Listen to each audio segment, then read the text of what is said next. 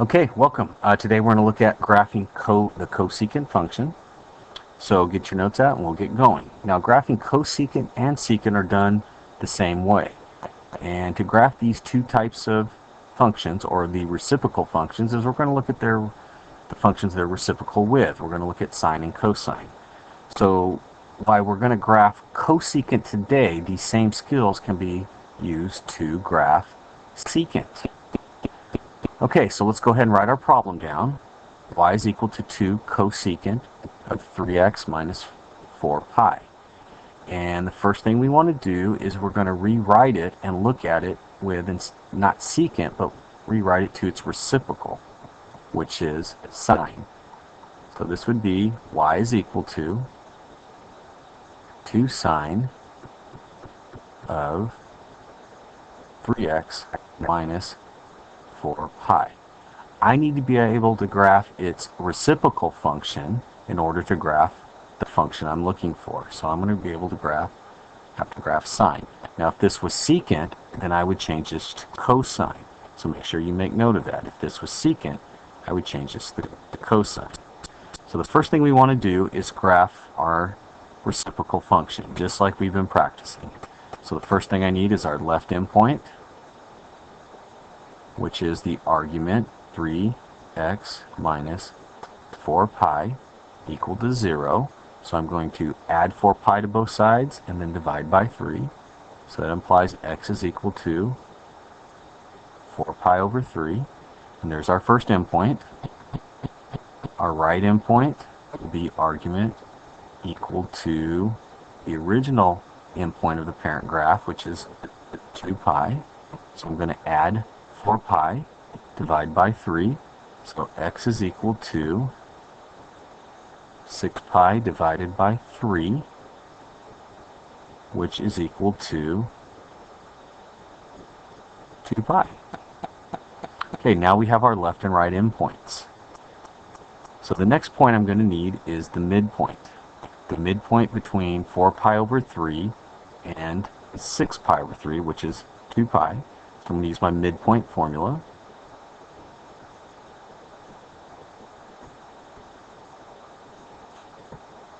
The midpoint formula says if I take the two endpoints, add them up, and divide them in half. But since I'm working with fractions, dividing in the half is the same thing as multiplying by 1/2, and that's the one I'm going to use to help you see it a little better. 4 pi plus 6 pi is 10 pi. And it's still over 3. I'm going to divide that by 1/2, and I get 10 pi. Oops, before I simply multiply, I'm going to go back and take a shortcut. I can see that my 2 goes in the 10. I'm going to cross cancel. I'm left with a 5. So this is equal to 5 pi over 3. Okay, so I'm going to go ahead and start putting this on a graph. So I'm going to sketch a quick graph of what this might look like. Now both of my endpoints are positive, and I'm only looking for one period, so I'm going to go ahead and kind of skew the graph a little bit, and we'll call this x. This is y, and you know what? I'm going to extend this just a little bit more to give us plenty of room to work. So I'm going to go ahead and extend this up and extend this piece down. That'll give us some room to work. It's not the prettiest looking graph, but it'll get the point across. Okay, I'm going to go ahead and plot our points. So I have 6 pi over 3. I'm going to go ahead and put that at the very end. I have 4 pi over 3, and it's a little more than halfway. And again, it's going to be off scale because I want to give plenty of room to see what's going on in the graph here. Okay, I noticed that my amplitude, or my midpoint, let's go ahead and put the midpoint in.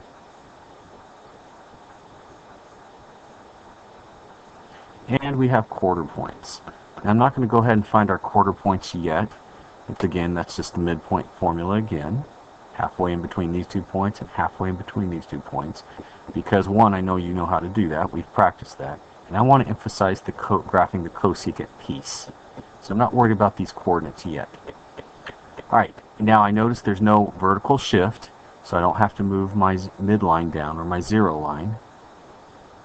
And I notice I have an amplitude of 2. So I'm going to come up here, and I know that my graph will have maximums at 2. So again, I'm going to bring that down just a hair. I'm going to bring that down to about here and here. And again, I apologize. I don't have a nice graph made up already. We're graphing this by hand. And so I know I have my maximum at y is equal to 2 and my minimums at y is equal to -2's. Now I know the sine graph starts at the 0 line, which would be here, and it heads up. So at the first quarter point, I'm at the maximum. Second one, or the midpoint, I'm at the 0. Third one, I'm heading down to the minimum, and I end back up at the 0 line again. Now I'm not going to graph sine. I'm not going to connect the dots. What I'm going to do is I'm going to use these points to help me graph cosecant. Now the first thing we discovered in our exercise that anywhere that sine is 0, the reciprocal 0 is undefined, and that means cosecant is undefined at these points. It's undefined at 4 pi over 3, it's undefined at 5 pi over 3, and it's undefined at 2 pi over 3, and therefore we have asymptotes. So again, anywhere that sine is equal to 0, that's here, here, and here. So at 4 pi over 3 sine is 0, 5 pi over 3 sine is 0, and 2 pi is at 0. Cosecant is undefined. Now to graph the rest of the graph, we have to remember that while our sine graph will kind of go up and then down, if I take the reciprocal of that, it means it flips over. So we simply have to find our maximum point, start over at an asymptote, and draw our curve. It goes right through the maximum, that's the vertex of this parabola shape. It's bound in by the asymptotes. And that's all we have to do. Same thing down here. Remember the original sine graph would come from 5 pi over 3, come down to the minimum and bounce up. Well, if I took the reciprocal of every one of those points, it would flip this shape over, and it again would look something like this,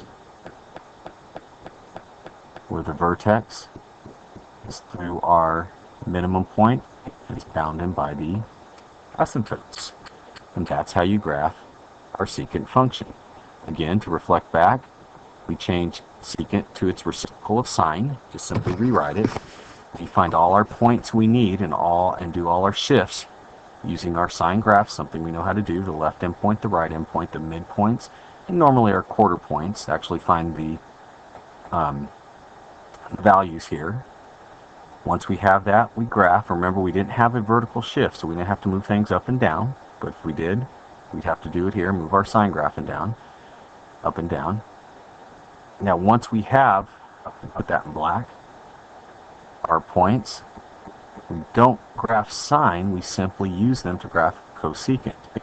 Where it's 0 is our asymptotes, and where it's a max, well, that's the vertex, and it makes a parabola heading up, and the min, a parabola heading down. And you have one period of cosecant. Now, the same thing holds true if this was a secant graph. The only difference is you would be graphing cosine over here, but everything else applies. Any max and mins would be vertexes, and any zeros would be asymptotes. If you have any questions, please feel free to write them down, and we'll handle them when I get back to class. Thank you.